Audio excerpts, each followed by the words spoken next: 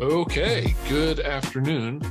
I guess good noon. It is like on the dot. Welcome everyone to Freedom of Information, Oklahoma's monthly Lunch and Learn series. Today is about transparency and education and where those things intersect, what's public, what's not, how it intersects with FERPA, which is one of my favorite acronyms in government. It just feels like a small furry creature, I guess. My name is Andy Moore. I am the executive director of Freedom of Information Oklahoma. My guest today, I guess on my screen, she's over here, is Jennifer Palmer. Jennifer is the education reporter for Oklahoma Watch, which is a tremendous investigative news outlet here in Oklahoma. And welcome, Jennifer. Thanks for being here. Thanks for having me. If you are tuning in to see Ben Felder, I apologize. Ben was not able to make it. He had a bit of a family emergency pop up, so he sends his condolences and that he owes me one. And I don't know what that means. I've never had a journalist owe me anything, but I'm very excited. I assume it means a cup of coffee and probably some good stories, but hopefully he'll be able to join us for a future Lunch and Learn. So Jennifer, you've been at Oklahoma Watch since 2016, is that correct? That's right. And do you exclusively cover education? I do now, yes. Okay. At previous jobs, I've covered criminal justice and other things. Sure. As I think every journalist I know, like, it's not like people have one beat their entire life. They a wide range. Now, for you, does education mean just like common ed, K through 12? Does that include higher ed? What are the boundaries on education? No boundaries, really. We can certainly cover higher ed. I just find that common ed in K through 12 is just so rich with stories. I don't normally branch out from that. It's true. It's I was gonna say they both feel like a full-time job, particularly in our state. We've had a number of issues with transparency, both with K through 12, right? Public ed and charter schools and all that, which I'm sure we'll talk about. And then also with higher ed and the universities and how that's played out. So today, maybe let's start by talking about what records are covered by the Oklahoma Open Records Act and or FOIA, right? Like there's the federal law, there's the state law. Most of these lunch and learns we've talked about where things apply at the state level, but with education, you get into some federal programs as well. And before you answer that, though, I want to say to our viewers, if you're watching this live, first of all, I need to set it up to stream over on our Facebook page. But also, if you're watching this live, you can leave a question if you have one in the chat or using the Q&A feature. We would love to have any questions you have, and we'll try to answer those as we go along or maybe at the end. So, okay, back to my question, Jennifer, I apologize. Where's the line? What kinds of records, let's say, what kinds of records related to education are covered by one of the transparency laws? So, I mean, school boards are really like any other public body. So I think a lot of the records that we rely on and consider open are things you would for any public body, spending records, contracts, budgets, meeting agendas and minutes. All of those are good. Resumes of superintendent candidates. I once requested a candidate's dissertation that mentioned in the resume, and anything in an application packet, I think is fair game. And then, of course, my personal favorite, emails of any public official. As someone who used to work in higher ed, that's the kind of thing I would try to beat into the head of my staff that like, hey, listen, we all work at this university. Your emails could be subject to a request. So let's be thoughtful about what we include. Great. Well, that's a lot of stuff that's covered. Is what types of things are not covered that you can't request? I mean, when we're talking about FERPA, I think there's a pretty narrow a couple of records that would be subject to being withheld under FERPA, and that would just be like an individual's student grades, test scores, behavior records, and then like their economic circumstances.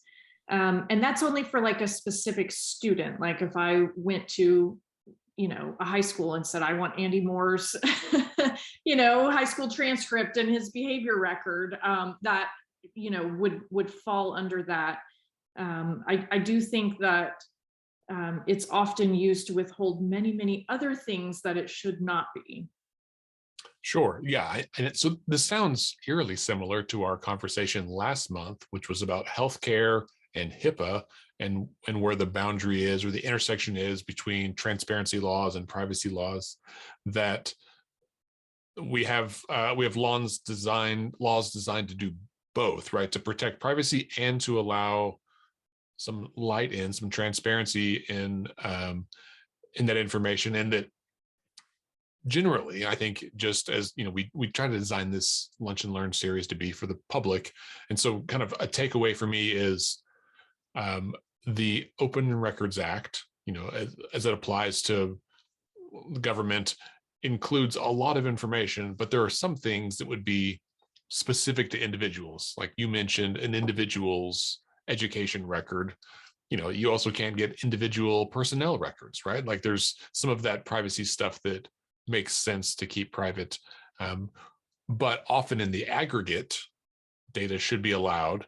And I think that's a lot of times where we get pushback as agencies or organizations say, no, you can't have any of that data because they think it crosses the line. But when it's anonymized and aggregated, that can be very instructive about what's happening in a school that doesn't identify any individual students or teachers or anything like that. Right. And we've been talking a lot about test scores lately. Obviously, I tend to look at like state level, the broad big picture of an average of the whole state. We also drill down into individual categories, school level, but you can even go smaller without it being protected and say at a certain high school, you want the GPA of every senior, and they could provide you with a list without the names, and that would still, not fall under an exemption. Sure. And there's been a few, I think, we'll say court cases that deal with FERPA, particularly in other states, that have some bearing on this. So in North Carolina in 2011, a judge, kind of declared that FERPA does not provide a student with an invisible cloak so the student can remain hidden from public view while enrolled at a college, for example. So things like it does not include, parking tickets issued to student athletes was one of the things that's cited. What are the issues or the topics that you see most commonly in Oklahoma where you request records and you get some pushback of education organizations saying, no, you can't have that? One that I find very interesting that I have yet to actually get, but I think it's very important, is confirming that somebody received a degree. Clearly should not be exempt under FERPA. I wouldn't think it would be considered directory information, but it's come up a few times, like when a superintendent's credentials have been questioned, and he or she claims they got a master's from such and such university. Well, I would like to independently verify that, right? So I would call the university, and they always push back on that. And I have yet to actually get that one. That's funny. I think that's to do with like the mythical description of what a transcript is and how difficult it can be for students to get their own transcripts. I remember that always being a big hassle. But you make a good point about verifying someone's graduation.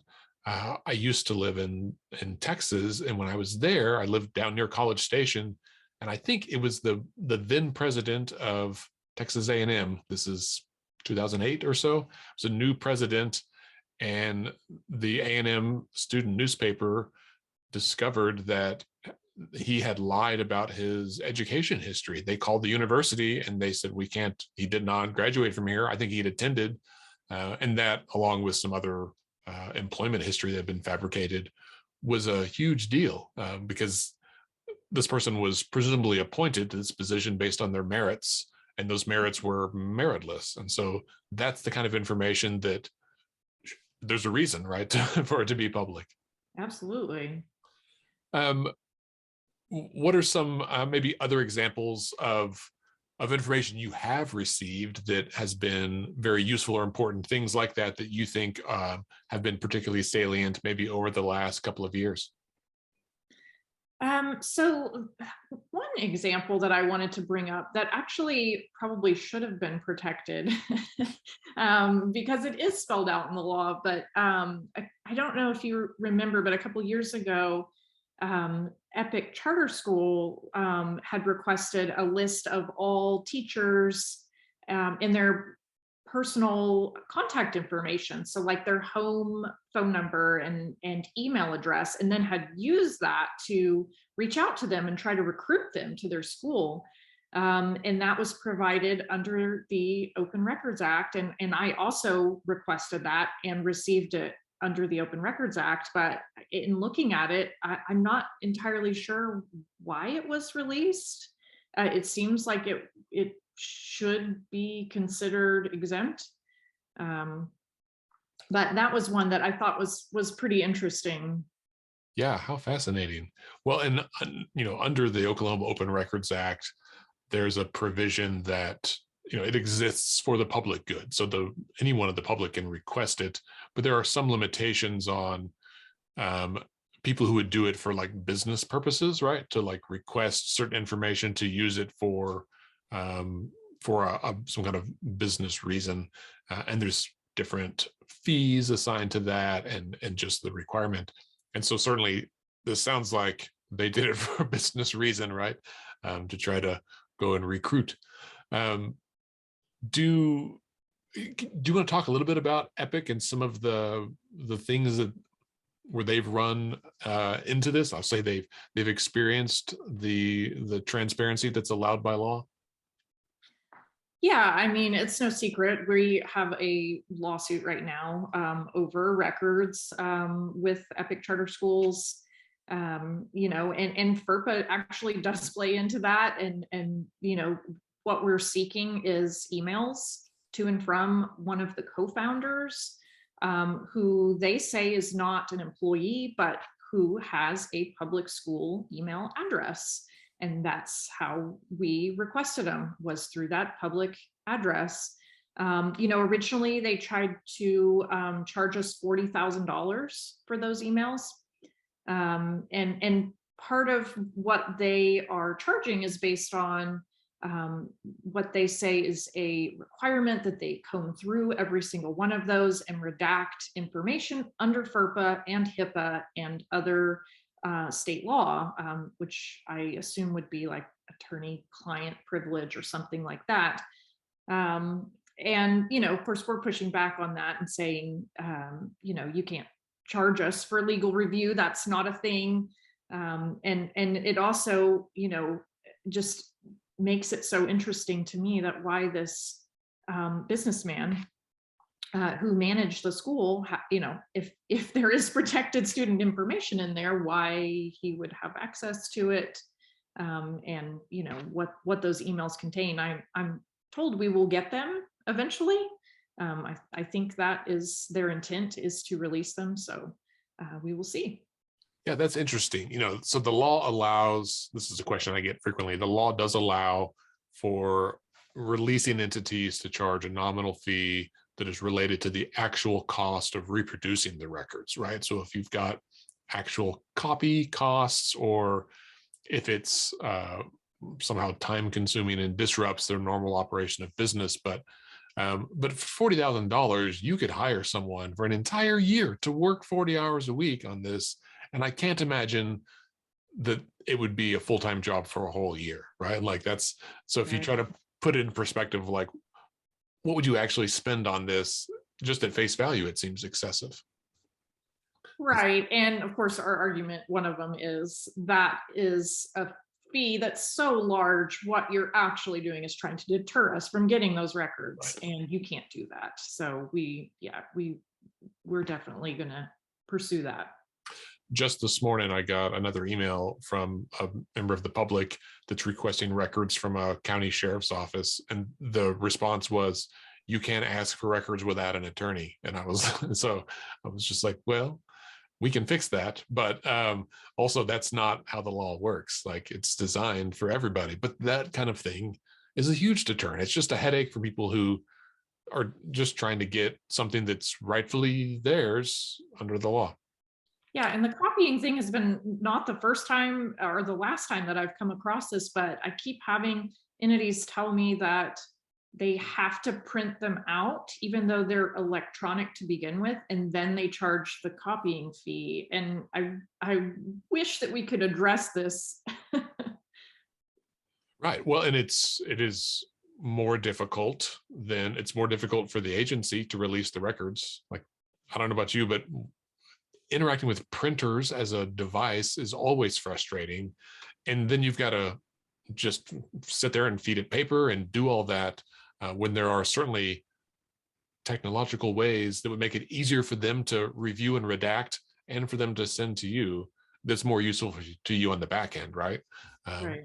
so we see the same thing with organizations who, release a spreadsheet by converting it to a PDF and then printing it out or sending the PDF, which defeats the purpose of it being in a spreadsheet in the first place. They should be released in its original form, or at least, a form that's easily transmittable that is actually useful. Um, let's step away from open records itself for a moment and talk about open meetings, because that is something also that obviously pertains to the education. Now, I think we all probably know that, like, the State Department of Education board meeting is open because we see headlines from you and others about it, right?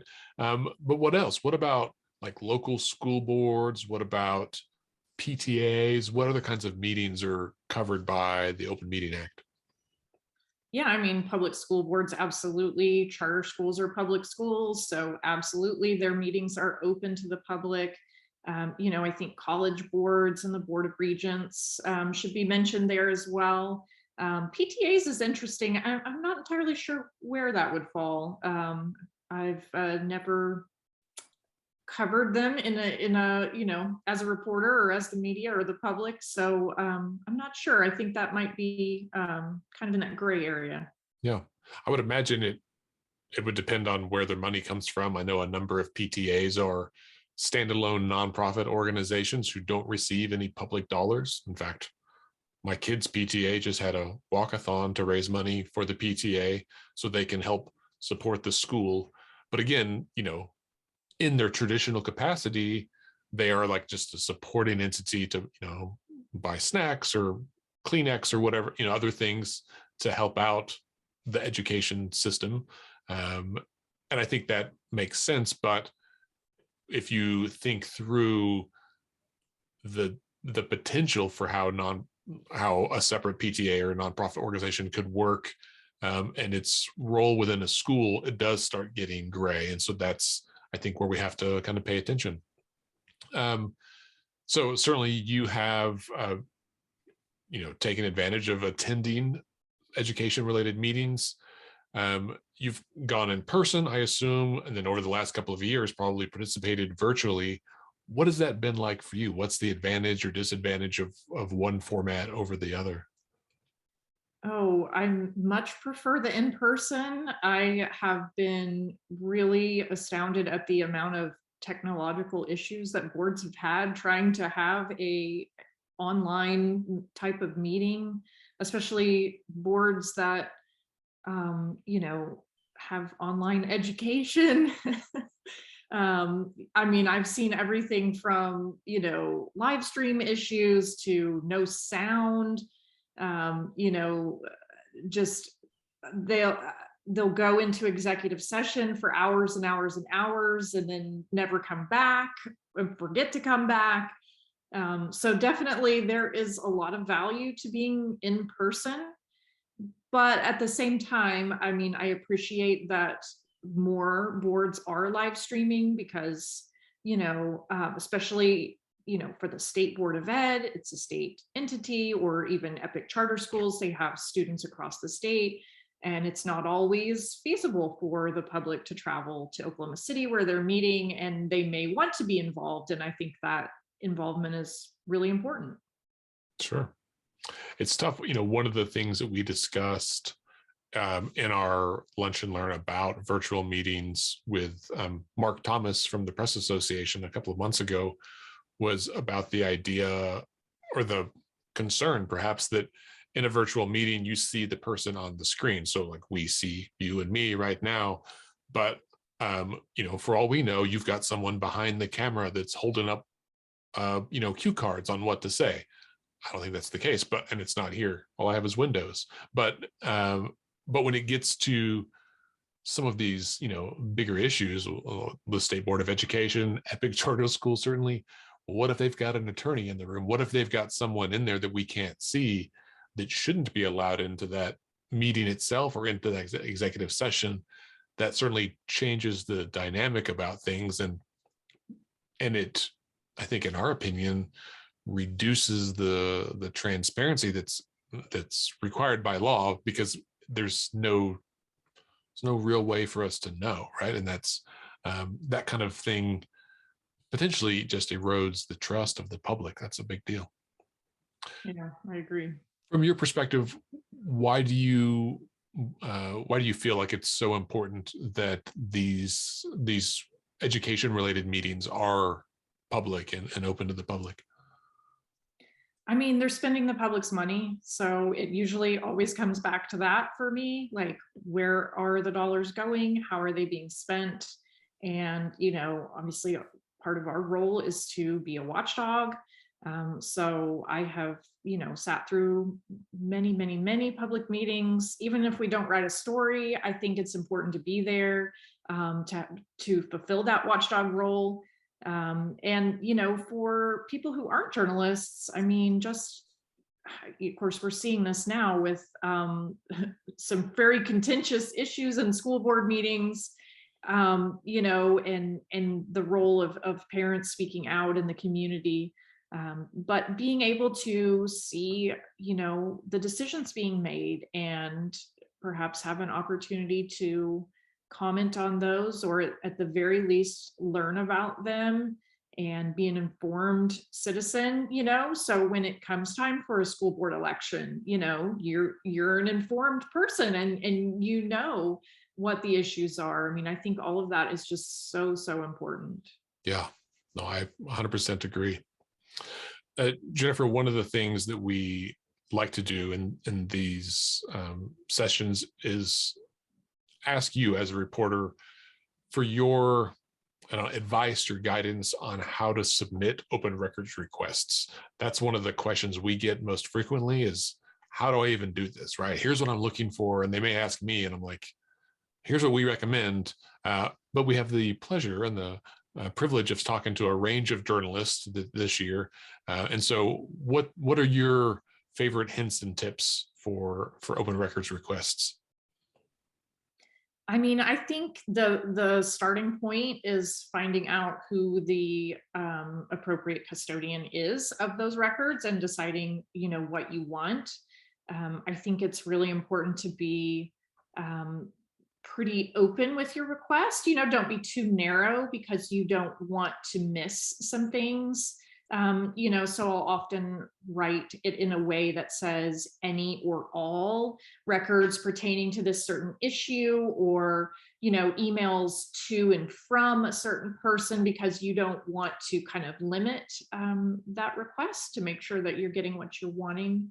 I think most school districts now have a person, well, they all should have a person designated to handle records requests. So finding out who that person is, getting it to the right person, and then following up. I think a lot of times we send off an email and it goes into the void and we never hear back.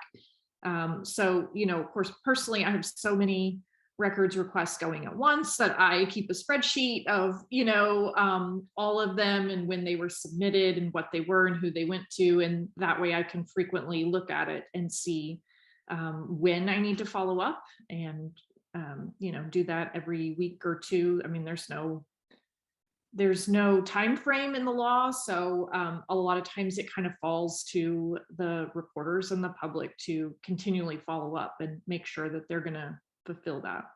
Yeah, that's if I had a magic wand, I think that's one of the things that we at FOI Oklahoma would like to see changed is the institution of some sort of time frame requirement. I know people are concerned that if we said you have to have it filled within 30 days, that everyone would wait 30 days. And it's at this point probably a trade-off, right? Like it's going to slow down some, but it might speed up others. And what we have now, I don't know, there's some that have been hanging out there for months or years, and that's not doing anybody any service. Right. So let's say, I'm trying to think of a scenario. Let's say there's a member of the public who is interested in finding out, I don't know, anything from the number of COVID cases to the number of, or the average ACT scores for a high school or for all high schools. Are those things they can request? And how would you phrase that if you were writing up the request? I love to talk about ACT scores. It's one of my favorites. It's been my favorite for a while because when I started at Oklahoma Watch, it's one of the few data sets that we could get that included public schools and private schools, which I'm always looking for, ways to get, since we give public money to private schools now in various ways, trying to get some sort of data on them. So, I mean, there are the broad state reports and in the high school level. One thing I've learned about ACT is that every high school actually gets a report from ACT that you can request. So put in, your local high school, I want a copy of the 2020 ACT report, and it's 8 or 10 pages long. It's much more detailed than just like the average composite score, which is what you would normally get. And it will break it down in various ways. That's really informative. Interesting. They break it down by like race and ethnicity and some of those kinds of demographics. Yes, definitely. And also in greater detail of like the subcategories, like English, but also I think even narrower than that in math, science. And I think it also looks back historically, like the past 5 years. So, back to EPIC, we did a story on EPIC and their college graduates and how prepared they were. We relied a lot on the ACT report, which showed that they had, when they had more students taking it, they had a drop in scores, which you frequently see, but that you could kind of see that over time, which I think is really valuable. Yeah, interesting. And, again, I think we say this almost every month, but the purpose of transparency laws is not to necessarily like gotcha any public entity. If that happens, it's because, well, they weren't forthcoming in the first place. But so often it is very useful for experts, for journalists, for scientists, for academics to use this data to study and to better inform the operation of those same agencies, right? So in theory, every educational outfit takes that data and they do the analysis themselves and use it to enhance what they're doing, but they don't always have the capacity or the ability to do that. And so, opening it up to a broader audience and people who think about things in different ways, right? And it's also certainly just that public check that money's being spent correctly, that schools are moving in a direction that they would like to see.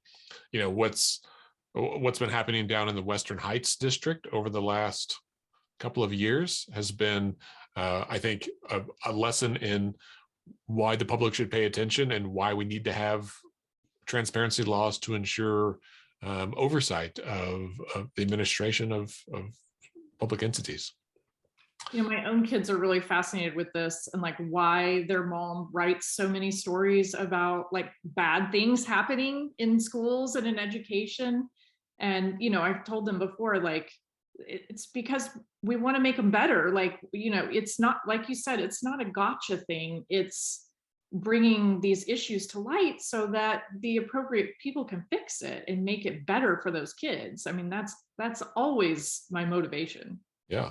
And I mean, there's something to be said for using the data to acknowledge and highlight really good things too, right? Like that's the data is the data, and it's nice to see what it tells you and to talk about that. We've got a comment here from Paul Monies, who's been a guest on these, one of our board members. He says, on the student directory side, could you feasibly request information from charter or magnet schools on where the students live based on their zip code? So I guess that would be, de-identified data, perhaps presumably aggregated even, right? Like how many kids live in 73102 or something.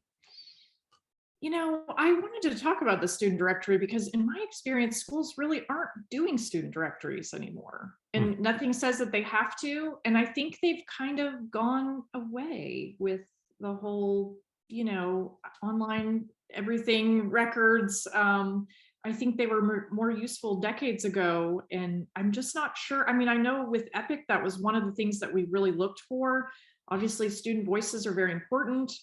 There's no magical website with student names, but a directory would be super helpful. And we're never able to determine that in fact, I think I was told that they do not have one. And I think that's the case at other schools as well, but I'd love it if others would kind of weigh in on that. But the existence of a directory aside, do you think the law would allow, and well, that's the important part. Does the law allow someone to request a list of all of the zip codes represented by the student body at their school and the number in each zip code? Does that make sense? I would think it would. I do think that's something that we've requested previously for a particular charter school. Yeah. Because we were trying to determine how many were from the area where it's located and how many were transferring from farther away. Right. I do think that would fall under it. That's yeah. So Paul says he asks because he saw a story recently in Texas about a certain Dallas arts magnet that pulled heavily from high income zip codes. Yeah. And I think, the discussion about vouchers, the education community was going to be interested in this to know, are those students, from the local area, or are they being driven in from across town or from certain areas more than others? I think that's interesting. And I like that, Paul, thanks for asking, and Jennifer, thanks for answering, because I think we had a real life example of like thinking through what is it, like what's the data that you're seeking, and then how do you phrase the ask in a way that is, I would think, like as friendly and accessible to whoever the records custodian is, that helps them understand what you're looking for, so that you don't get a knee-jerk denial for some reason, that makes them understand, no, I don't know who they are, I just want to know how many there are. Yeah. As you mentioned that you have to keep a spreadsheet of all of your records requests at any given time. If you were to ballpark how many pending requests are on your spreadsheet right now, is it in the dozens? Is it in like the more than 100? Oh gosh, no, not pending. No, I would say maybe a dozen or so that are pending. But a lot of the time I request things super informally. I mean, that's my preference, certainly, is to not like file a formal letter, and I would just ask for a certain thing. But I do have one that in particular that is going on a year old that I would really like to see completed and checked off my list. Yeah. Do most of your requests get fulfilled, or do most of them get denied the first time and force you to reconfigure and refile?